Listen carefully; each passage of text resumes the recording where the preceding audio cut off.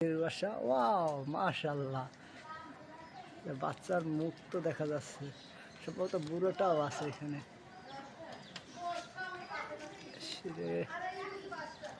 এই কিউট বেবিরা, তোমরা কি করতেছো?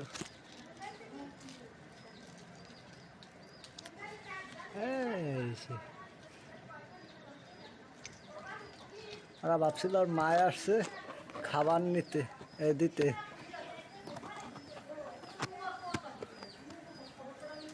কি সুন্দর তাকিয়ে রয়েছে বাবু।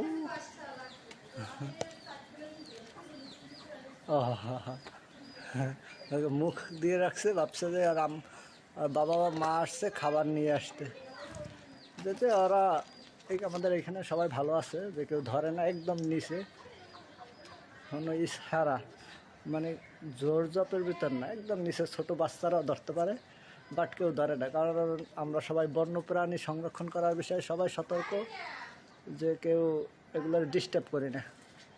বাট একটু দেখতে স্বাদ জায়গা ভিতরে সবাই একটু আসি, আইসে দেখে যাই একদম নিচে। আশা করি এরা খুব দ্রুতই কিছুদিনের ভিতরে উড়ে বের হয়ে যাবে।